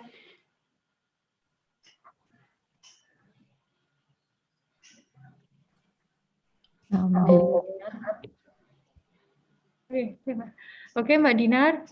Before we end this class this afternoon, I want to announce about the structure assignment for tomorrow, and you will be presenting in Thursday.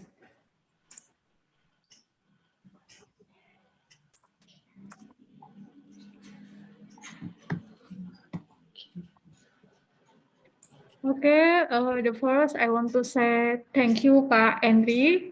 Thank you for the insightful knowledge about the enzymatic modification of biomass, and this is the structured assignment for tomorrow. So you tomorrow is off in class, but you must you have to do this assignment, and Thursday you will presenting this assignment.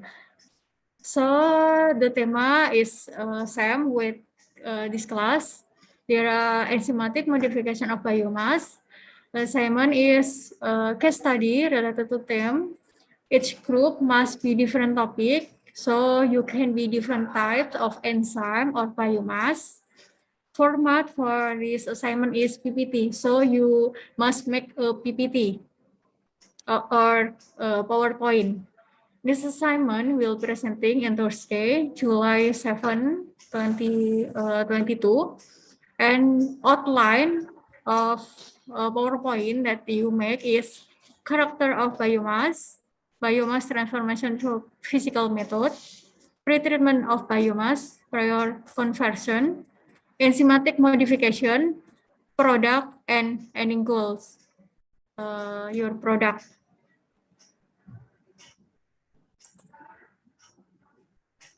Okay, maybe any question about your structure assignment for tomorrow?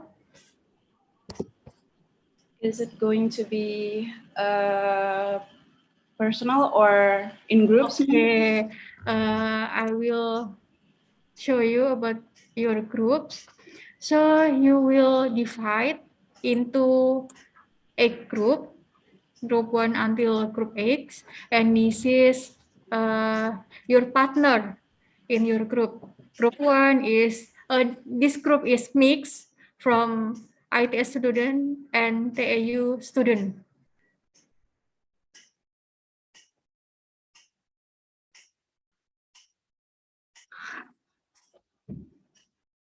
For the assignment and the groups will be put on the groups on WhatsApp, right? Yes. Ma'am. Okay. Yeah, on the WhatsApp group. So the PPT and the dividing group, I will send into WhatsApp group. You guys all can check it on WhatsApp groups. Okay, thank you, Mbak Dinar. Maybe we can take a picture together for this class.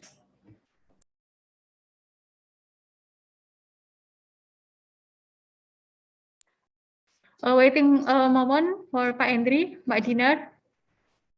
Yeah, okay.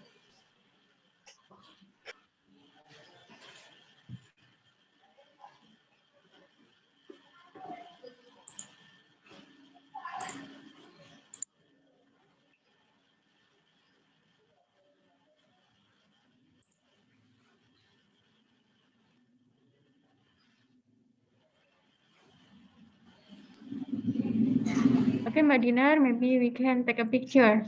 Okay, you guys can open up your camera, turn on your camera.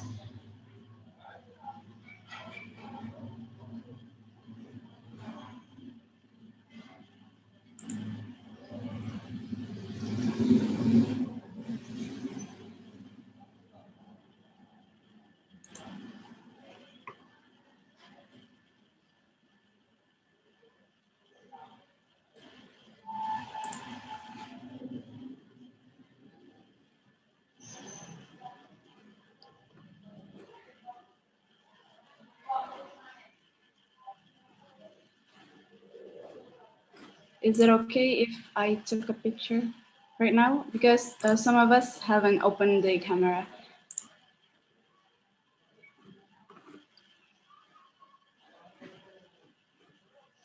Okay. 1, 2, 3.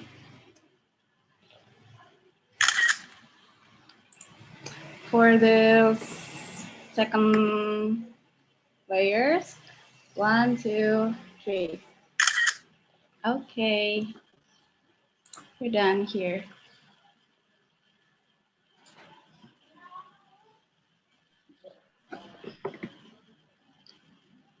Okay, are we done for for the first lecture? Okay, for the next lecture will be on 1:30, so you guys can join again in 1:30. Thanks for the